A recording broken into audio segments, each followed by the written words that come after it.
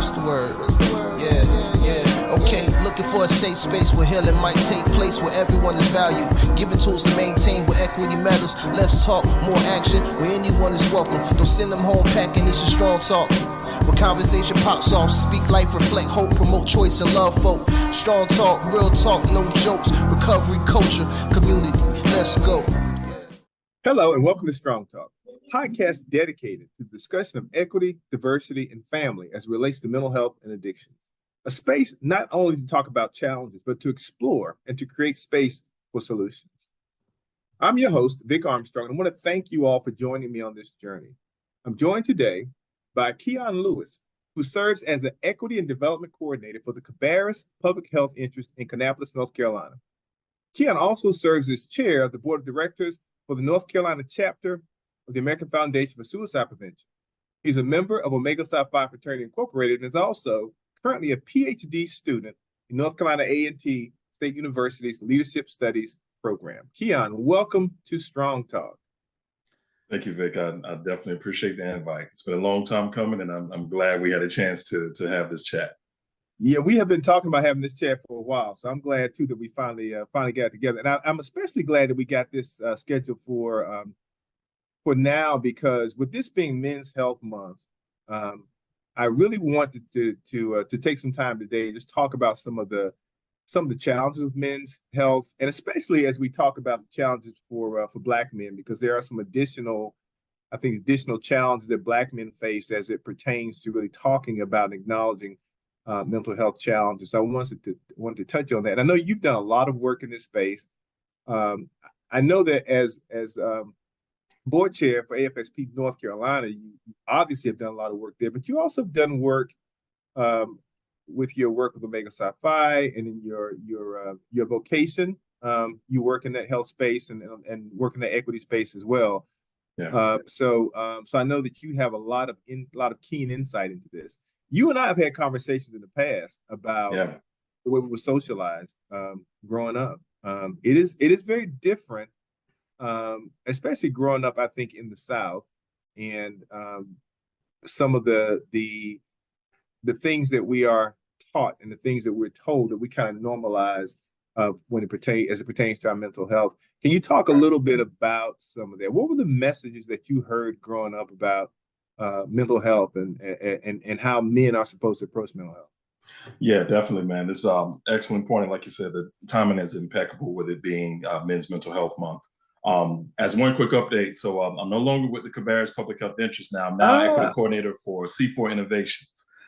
This is a national organization that does a lot of public health equity consultant work. And so I have the privilege of joining their Center on Equity team and doing some national scale projects. So definitely got to give a shout out to them, and extremely grateful for the time I had with CHA and with the Cabarrus Public Health Interest and my growth as a leader. I know CHA hated to see you go because you did some excellent work there. So does that mean someone else is going to be running the Chasm Summit now? Yep. So it's funny you said that. As we concluded this year's second annual summit, they were talking about that, and they were like, listen, we got to keep this going. We got to keep this conversation going, and the importance of advancing equity, but also capturing those diverse voices and being inclusive of their lived experiences. So they're going to keep it alive and keep it going. Good. So I'm looking forward in not only being a participant in years to come, but also watching it grow and develop in its own way, and just being a part of, creating that foundation for them to grow. But like you stated, going back and thinking back to my roots, growing up in a small town of Marion, South Carolina, where at the time, I think the population may have been 5,000 or 6,000. So it was one of those small towns, as you can relate, where everybody knew each other. All of the cousins were cousins, all of the family, members, either went to church or went to school with each other. So it was a very tight-knit group. And so growing up in that environment, and as you and I, definitely relate on this, it was about faith. There wasn't much conversations about SMIs and PTSD and depression and anxiety, and let alone suicide. It was, hey, if you're dealing with these type of struggles mentally, you go to God with that, you pray on it, and you push through it. You don't let them see you weak. Don't let them, see a chink in your armor. Those types of conversations, and especially, playing in sports, They couldn't see you cry. They couldn't Right. see you in pain. And so those were things that were embedded at a very early age. And it wasn't until, to be honest, really until I got close to my 40s to where, going back and having a conversation with some of these same Yeah. individuals, family outside of that, where they were like, you know what, man, we could have done that. We could have said that Yeah. differently. Yeah. It's interesting because I'm similar. I know if it had not been for my work in the mental health field, I would not have been exposed. Clearly, I would not have been exposed to the information that I've been exposed to. But even the willingness and openness to talk about mental health, being in this space, we relate to it differently. But I was at least well into my 30s probably before I was really able to have those kind of conversations. And Yeah. especially to go back and talk with people that I've grown up with. And it's also funny because now, I'm sure you have the same thing happen to you now that people know that I work in this space, and I have people reach out to me all the time and say, "Hey, I've struggled with this. I've been struggling with that.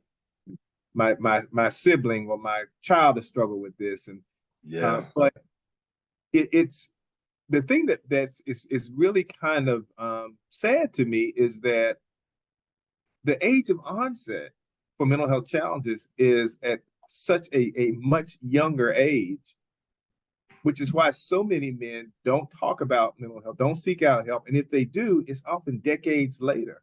I mean, Right. even you and I, are acknowledging that we were in 30s and 40s before we had that comfort level, at least to go back and talk with, people that we grew up with, the people that we knew growing up. And so just don't ever reach that point where they're. No, you're right. And to piggyback on your comment about, the comfort level of others coming to us, seeing us in this space, that's exactly what happened as a result of my advocacy and my allyship with AFSP. Once they began to see me as a volunteer and then growing in these leadership roles, becoming a walk chair and then joining the board and doing interviews and writing blogs. Yeah. The comfort level of those around me within my inner circle, colleagues, fraternity brothers, after seeing me in that space was like, man, I've struggled with this for years, or my close siblings are dealing with this, or my child, or someone else I know that I support is experienced this. What are your thoughts? And it's just one of those things that amazed me. It's like, man, it all, some of it even made me wonder, had I not become as engaged in this space, would we had still been comfortable having those conversations? Yeah. And so I'm grateful that I am, in this position to be able to speak on it, to be a conduit for resources and equitable access.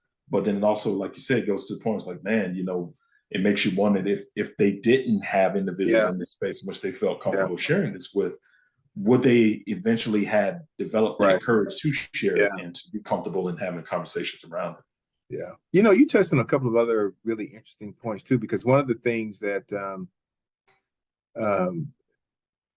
also I think impacted me was the relationship with the church. My father was a pastor. And as you stated earlier, what I always heard growing up was you just need faith. You don't need a therapist, you just need Jesus. And we really talk openly about mental health, but if we did, it was you just need to pray. How can you walk around depressed or walk with anxiety and be a Christian? And I did not realize then, as I realize now, Christians get depressed too. Christians experience anxiety too. Christians experience suicidal thoughts too. And when we don't give people space to be able to acknowledge those feelings and to seek help with those feelings, we do people a disservice. And as much as the church can be a protective factor, because I wholeheartedly believe that faith can be a healing, can be a healing factor, but it can also hinder people if we don't allow people the space to seek out professional help. Professional help. We only allow them to turn to spiritual leaders. What's been your experience in that space?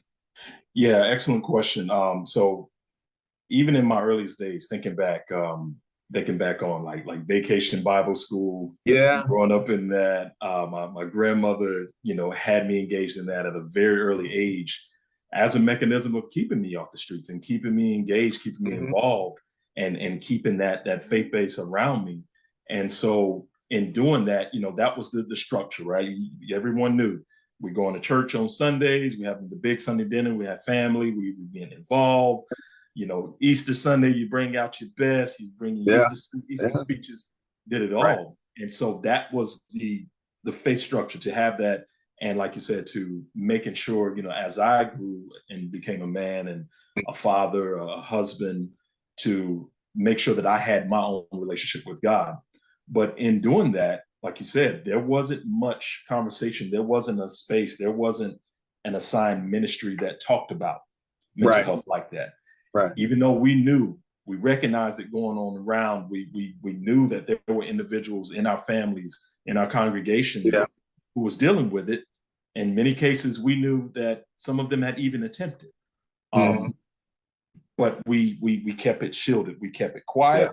We didn't want it to go public because of that stigma. We didn't want that perception to shift on the power and the influence of the church family. The other thing I think back on right now, especially, in growing up in my church experiences, was being in a small town like that. A lot of the men, especially our young Black men, were not going to college. They were going straight into the military. Right. Yeah. So they were going straight to Fort Bragg, Fort Jackson. They were heading down to Fort Gordon in Georgia. And so there were a lot of our young Black men coming back home with mental health issues, PTSD, things that they experienced, even, on down from Korea to Desert Storm. And it was there. And there wasn't organizations, there wasn't a unit, there wasn't a collaborative effort to support them or to provide resources to give them that outlet, to be able to get that support that they needed. So like you said, it was all about faith, prayer, push through it, persevere, and God's got you. But at the same token, we're not going to speak a lot about this publicly.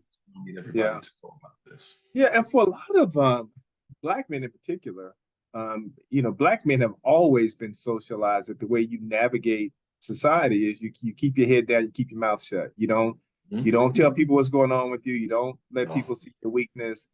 And so, part of what happened with that, to me, is that not only was there a narrative within our community, and like you, I grew up in a very small rural community, and there was this narrative in the community that, what happens in this house stays in this house. What happens in this community, we don't talk about things like that. We don't talk about mental health challenges. And so that narrative just kind of fed on itself. And that was the way I was taught growing up.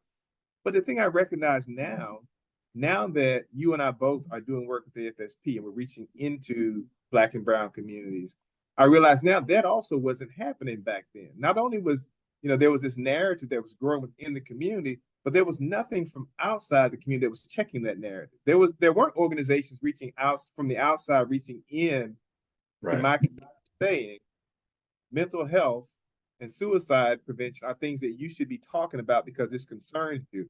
Well, that did for me, because nobody from the outside was saying it.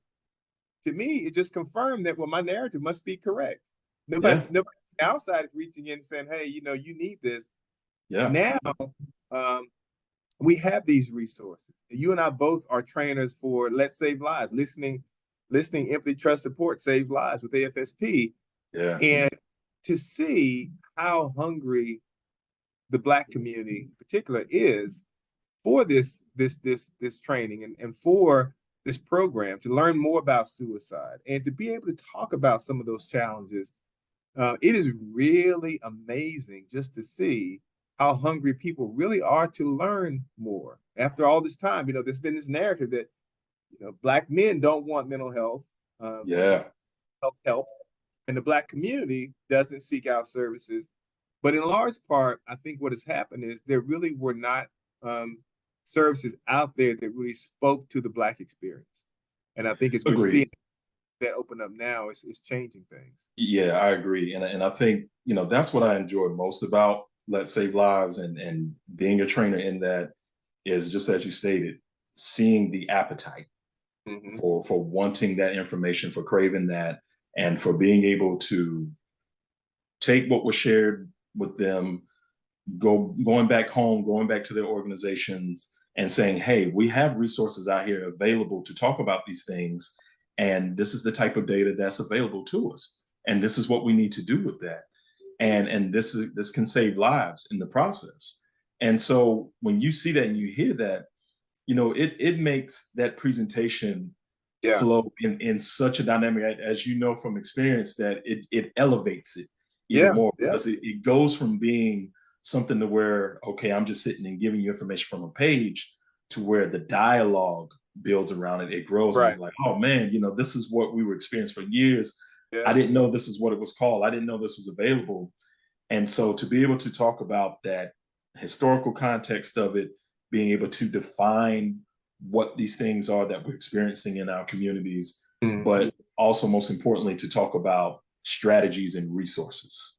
That is the big part, being able to acknowledge that and being able to say, okay, now that we've talked about the hardships of it, let's talk about how do we become proactive? How do we save lives? And where can we access this? And so I love being a part of this, and I'm looking forward to how much more it grows. Yeah, you and me both. And for those that are watching or listening that are not familiar, Let's Save Lives is a program developed by American Foundation for Suicide Prevention, and it was designed by a group of Black professionals, folks that had lived experience in suicide, folks that were advocates, folks that were researchers. We brought these folks together in one space and created this resource that speaks directly to the Black community. And it talks about the Black experience and shares data on the impact of suicide in the Black community. And as we both shared, communities are hungry for work for programs that really speak to their lived experience. Keon, one of the things that we talk about a lot is the need for safe space. And sometimes I think there's easier said than done. What are your thoughts on how we create more safe space, particularly more safe space for men, to be able to talk about their mental health challenges? Yeah, so thinking back on it, I can recall there was a forum that we all had a chance to participate not too long ago, where we did the Facebook Live, and I want to say it was like Dr. Shefdall, myself, you, Doug Middleton, and one of our other researchers. And I recall one example in particular. She was talking about how they had the space at church where the gentleman could, and enjoy a drink, enjoy a bourbon, a cigar, and talk about faith, talk about mental health. And I think that's really where it is. It's like, we got to be willing to meet individuals where they are, and especially our men and our Black men. And so whether that's in a barbershop, sporting event, someone's backyard, a park, whatever that dynamic looks like, that safe space can be any, right? Yeah. So it doesn't necessarily have to be in a facility. It doesn't have to be in this, but it does need to be safe from the perspective of absolutely. I think that's what we've missed it a lot of times in the past is we create something, we call it safe space. But if I don't feel safe in that space, it's not a safe space for me. You're right. And that has to be established at the very beginning. Yeah. Before we even have an agenda, before we even have that first conversation, is okay, do you feel comfortable here, right now, in this moment, in this space? And if not, what do we need to do to achieve that? So you're right. It's just as much as it is location, it's also perception and comfort. And sometimes it could be, different variables as to what someone is dealing with right now. Yeah. And it's like, I just don't feel comfortable. I don't feel safe in having this conversation right now, but, I can come back and revisit. What advice would you give to a spouse or partner about how to help the man in their life to feel comfortable talking about what they're experiencing, whether it's anxiety or depression or any other mental health challenges, emotional or mental challenges? I would tell them to do it in steps. Having just a simple conversation, whether it's you're watching something on TV or you read something and say, hey, what are your thoughts on this? Is this something that relates to you? Just to kind of spark that conversation. I think if it goes from being interrogative to conversational, that is where that space can open up versus me saying, well, why did you do this or what happened here? That's totally different. Because we will shut down. Oh, we'll shut it down and shut down, and become defensive. Not respond at all. Right. Yep. So I think that's the big thing is coming from a place of empathy and comfort and doing that. And as that opens up, utilize more active listening than trying to be, the resolution per se. Yeah, because the reality is if a man comes to you, whether he's coming to another brother or whether he's coming to, his partner, his spouse, whoever, if a man comes to you one time and opens up and tells you what's going on with him, and you meet him with scorn, ridicule, him minimizing what he's feeling, he won't come back to you again. That's it. You only get one shot at that. Shut down and suffer in silence before he will, because the thing about it is, when we talk about this safe space, there's also me having to find safe space within myself. Yeah. I've got to get to the point where I feel safe enough to share with you what's going on with me. But once I do that, I can immediately withdraw if I find out all of a sudden, this is not as safe as I thought it was. That trust is key. Yeah, got to establish that trust. Yeah, and I think that's that's the part that I'm appreciating in this journey most, is gaining the trust of those who I felt that I've had trust with individuals for years, but now them trusting me with their experiences that a lot of people are not aware of, and knowing that I'm not going to use it to counter against them or the things that they've accomplished and hold it over their heads, but that they can confide in me and that I can listen to it. I can share feedback when requested to do so, but just being that listening ear, and that they know that they can, share that, be comfortable, feel safe, and walk away saying, hey, I got someone who I can confide into, who understands this, who empathizes with me, that I can trust and move on with. Yeah, it's I mean, it really is an honor when somebody comes to you and says, I trust you enough to share with you what I'm feeling. That's a lot of responsibility. And it's one that I don't take lightly. When someone comes to me and says, either I'm struggling or someone I know is struggling, I will generally drop everything and try to focus on, what's going on? How can I help? What can I do? Because the other thing is, more often than not, it's not a real heavy lift. That person really needs someone to talk to. They need someone to share with. They oftentimes want direction. They want connection. And so oftentimes I'm able to put them in contact with resources, or there are cases where they're a little further along, and it does take spending some time talking with them and trying to convince them to get help. But more often than not, it's someone who's just reaching out for that connection. Yeah. And when they have you found in your professional journey that, as you've grown in this space, from doing things on a local, state, regional, and now national and international level, have you found that the level in which people have confided in you and have, tapped into you to consult with you or to get your feedback, has that elevated as well with that, or is it just it just varied, depending upon location? It's interesting. I know that the volume has increased. I get people that I don't even know now reaching out to me because they say, I heard you speak, or I read something that you wrote, or something like that. In terms of the level, I think pain is pain. People reach out because they're hurting. And generally, too, most of the time I find that when people begin to open up, they're usually not telling you everything right away anyway. So there's usually more to it, and oftentimes than what people start off with. But I do find that the more that people see you as a safe space, and sometimes people sometimes people come to me asking for help and direction. Other times people just want to share their story. And Yeah. they just want to tell you. They just want to share it with you. And I recognize too that they can't share that with everybody.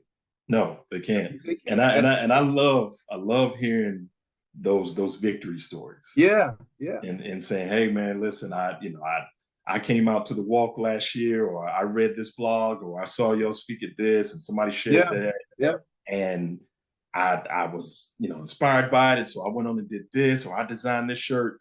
And I love hearing that, because like you said, you just never realize, who you're touching and who you've inspired in that space, because it's information going out every day. Yeah. And it's cool when something you may have done 4 or 5 years ago. Yeah. And be brand new to someone else. Yeah. They just reach out to you. It's like, man, I saw that Vic wrote about this and this inspired me. So it's a beautiful thing. I'll tell you, I had a situation. This has probably been at least 8, 9 years ago now, but I was in my hometown, Plymouth, North Carolina. I was there for a family reunion or something, but the hotel I was staying in, this lady stopped me, and I didn't recognize her.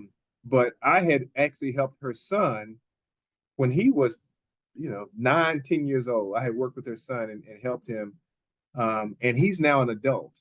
He's now an adult. He was telling me how great he's doing, how he's thriving, and how much it meant to him, the work that I did with him, like, 20 years earlier. When you get those kind of reports, it does something to you, because this can be thankless work.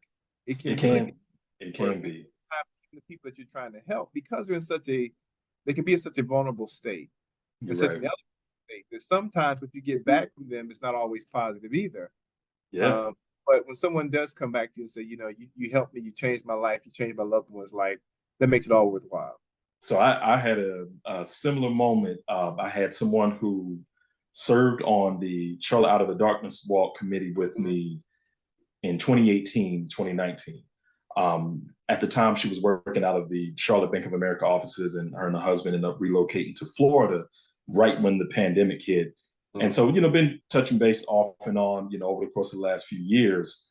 And about 2.5, 3 months ago, I get an email from him saying, hey, Keon, I see you're doing great things on the board. Just want to congratulate you. I saw this in you, 7 years ago that, you were doing this. I was like, man, thank you so much. I appreciate it. It's great to hear from you.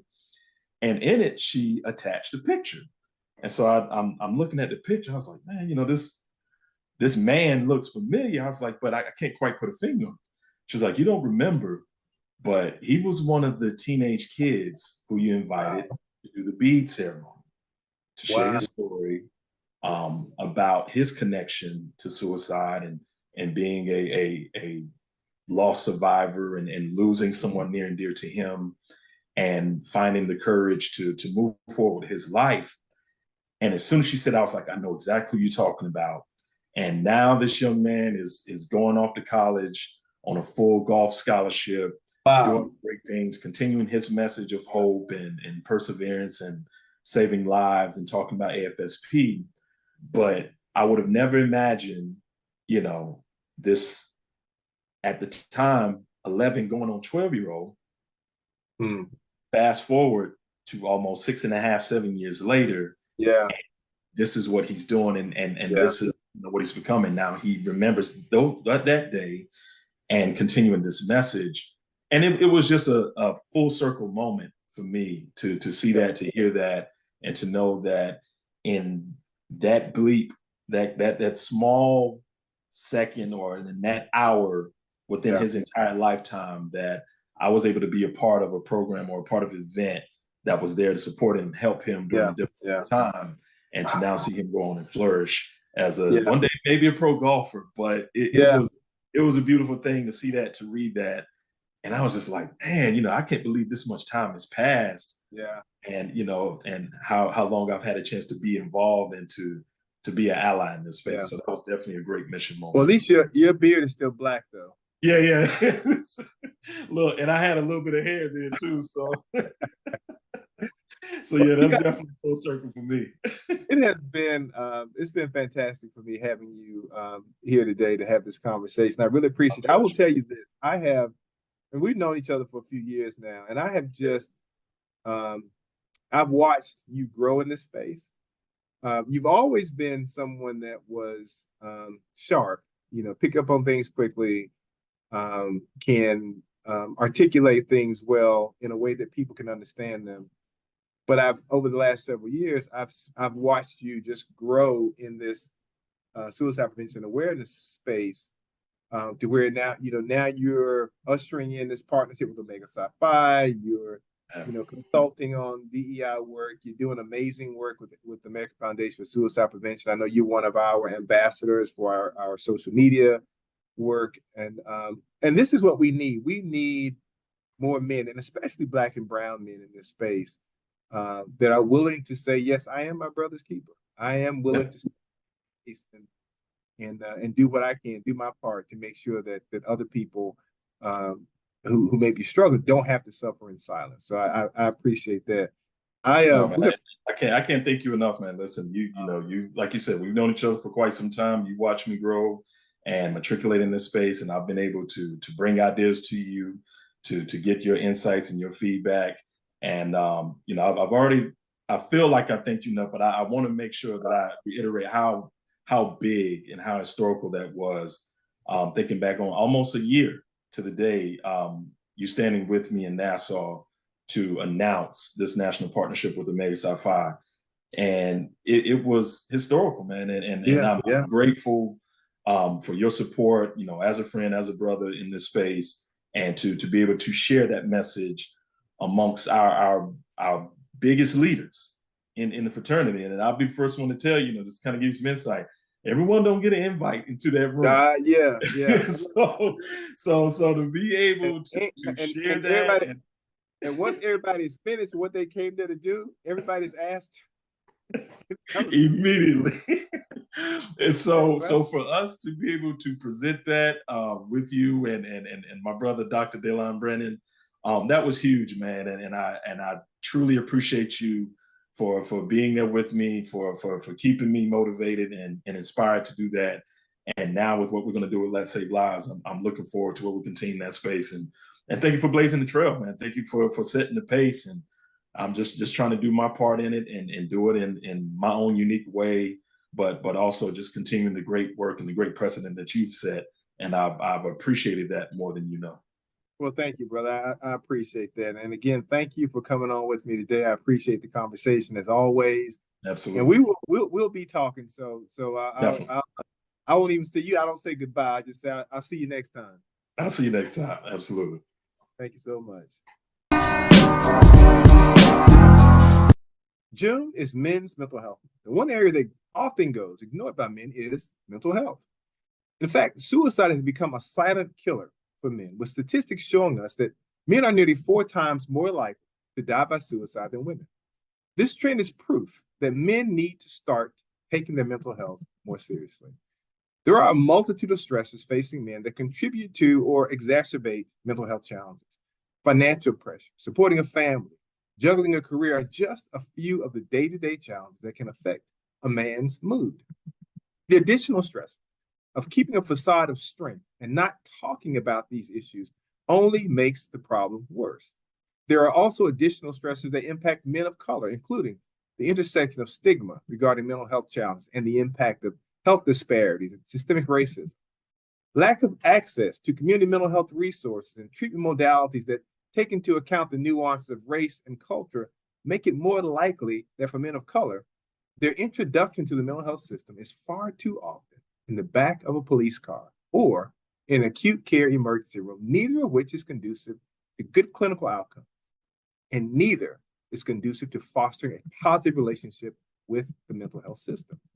While men and women both experience depression, women are in fact diagnosed with depression at a much higher rate than men. And this is likely due in part to the willingness of women to acknowledge and talk about their feelings. Thus, their challenges may manifest very differently, while men are less likely to speak up about their mental health struggles, often internalizing their pain. It's time to normalize men speaking up about their mental health. and to create safe spaces where men can voice their feelings without judgment. These spaces break down the stigma surrounding men and their feelings and mean fewer men must suffer in silence. Talking about mental health puts men in a vulnerable position, which is understandably uncomfortable and often feels unnatural to a man who's been told all his life that sharing feelings indicates weakness, which is unbecoming. The key is teaching men to identify, understand, and respond to signs of mental health challenges, and to recognize that there's no weakness in acknowledging a need for help. Acknowledging that you need help and asking for that help opens up a world of options, including therapy, medication, or some combination of both. The statistics surrounding men's mental health can no longer be ignored. Changing the way men engage with their emotions is a crucial first step in terms of turning around these numbers. Opening up about our feelings and seeking out effective care is essential if we as men are going to live our lives to the fullest. As men, we owe it not only to those we love, but also to ourselves to be the best version of ourselves that we can be. There is no value or valor in suffering alone in silence. As men, it is time for us to be vocal, be vulnerable, and to be visible as we create space for healing. And that is Strong Talk. What's the word? What's the word? Word, strong talk, strong talk. What's the word? What's the word? What's the word? Yeah. What's the word? Strong talk, strong talk.